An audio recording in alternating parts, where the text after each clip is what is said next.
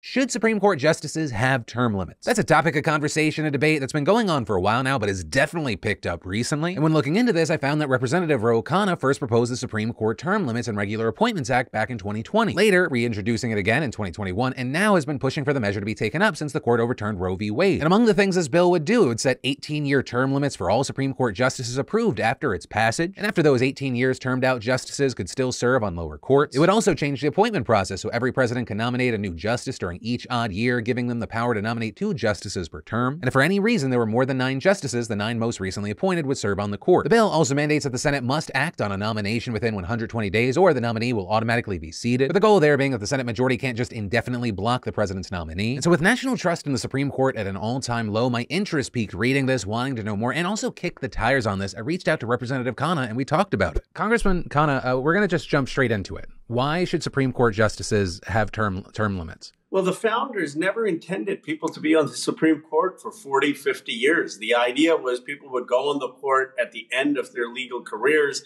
as sort of a final service to the country. Now you have people gaming the system. You have Clarence Thomas, for example, appointed in his early 40s.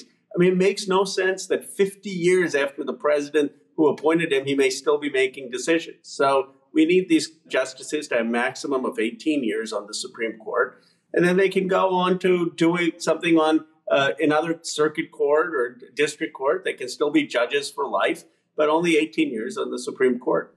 Well, so I guess with that, right, people would say Article 3 of the Constitution states that federal judges hold their offices during good behavior, which has widely been interpreted as for life. So would your proposal require a constitutional amendment? And if not, are you concerned about the lawsuits? Like, is this doable? Or as some might say, is this kind of not PR, but kind of just angling? It is doable. The president's own Supreme Court commission recommended this as the most plausible path. Now, you can't strip the justice of being a judge. If, let's say, Clarence Thomas, after 18 years, has to retire, he has to then either be on the circuit court or the district court, or he can have senior status, means still have an office and have the title of judge. You can't strip him of being a judge.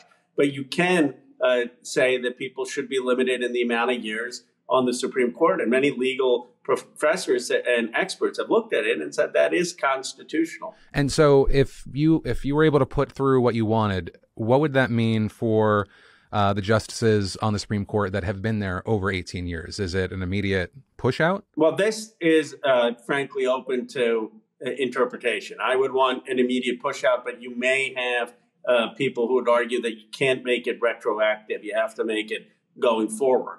And that is a legal question that would have to be settled and is not clearly settled. I do think if you made it going forward, you would have a lot of support. And by the way, I think even people like Justice Roberts or others, if it goes up to the Supreme Court, would likely support it because they much prefer term limits to the expansion of the court. And I think if the court strikes down something like term limits, they know that the next measure would be expansion. Well, I guess also, what would you say to people that say the people on that, the justices on that court, that's the point, that in an ever-changing government that we have, where every 4 years you can have a completely different administration pushing a completely different set of goals, that we're meant to have something that is consistent?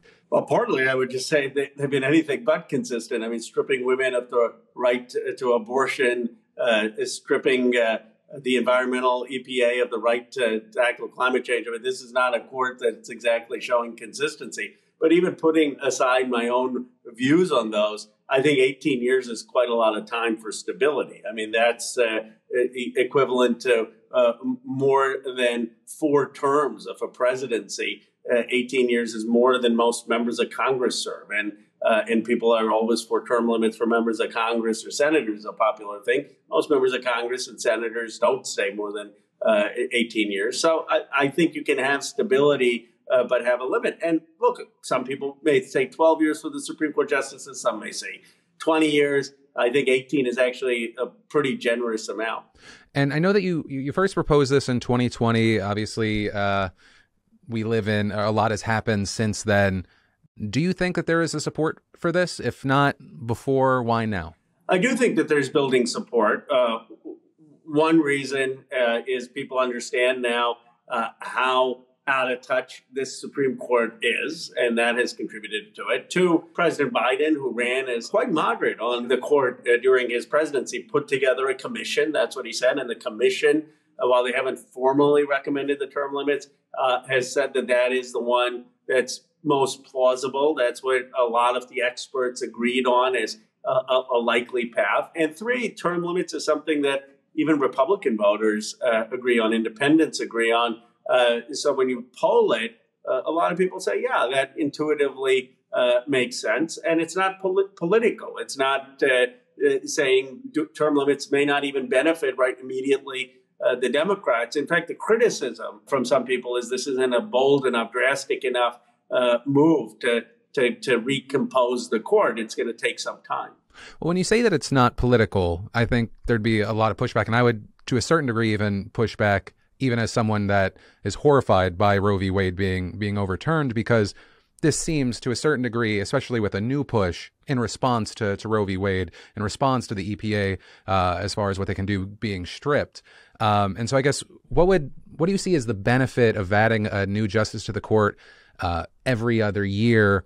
Because with how things are right now, there is a possibility that who's appointing Supreme Court justices isn't going to go your specific way. Well, so I had proposed this before Roe versus Wade and before these decisions. So this is something I believe. I guess my view is that by having people on the court for so many years, that they lose touch with what's going on in modern life. So you have a court packed with people who may not be in touch with what the climate change issues are of this generation, of what the challenges are of getting an abortion in this generation. And having 18 years ensures that justices don't lose touch with actual life as people live it. But you're right. Look, I mean, if the proposal goes through, this is not a proposal to pack the court. I mean, the Democrats would still have to win elections. And if DeSantis or something wins in 24, obviously I hope not, he would get 2 appointments. And then if a Democrat wins, they would get 2 appointments. So that's why I think it strikes many voters as fair. And that's why when you look at polling, you have independents, Democrats, and even Republicans supporting the proposal. So, I mean, something you said there, I feel like it does have the potential to generate some pushback. So let's touch on it. When you talked about justices not keeping in mind modern life, that is going to push against the ideals of certain people that think that the justices, what they're doing now, it's because they're going back to what the originalist interpretation, right, of the Constitution. And so they're not supposed to be taking into account anything new. So is your mindset that that's completely wrong? Well, I think they have to look at the text of the Constitution, of course, and they have to interpret what the founders intended or the drafters of the relevant amendments. But they have to interpret it in the context of modernity, right? I mean, how do you interpret that without knowing what cars are or what computers are or what modern life is?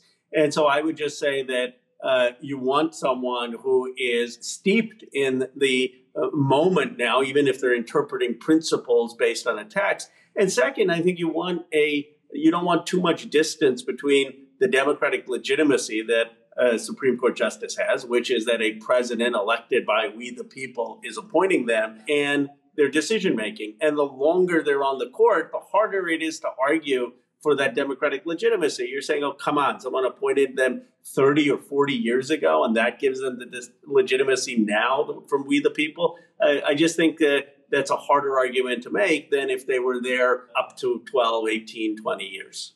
And Congressman Khanna, something I always like to end these interviews on is there something that you would like to say to my audience? Maybe it's an answer to a question that you wish I had asked or anything like that. I think we have too much deference for people who are Supreme Court justices as somehow almost philosopher kings, and that they're coming on as independent and they're going to make these decisions. Really, they are political actors, and they have often worked on campaigns. I mean, look at how many people were down there on Bush versus Gore, Kavanaugh, and others as lawyers for that. So these are partisan actors, just like people in Congress are partisan actors. Senators are partisan actors. And obviously, we have to abide by Supreme Court decisions, because we are a nation of rule of law, but we shouldn't afford them this sense as they're sort of holier than thou. And the term limits, I think, helps remind people that this is a political process and these are political actors making those decisions. Congressman, thank you for the time. Thank you. With all of that now said, I want to pass the question off to you. What are your thoughts regarding term limits for Supreme Court justices? Yes, no, maybe, so why not? I'd love to know your thoughts on this.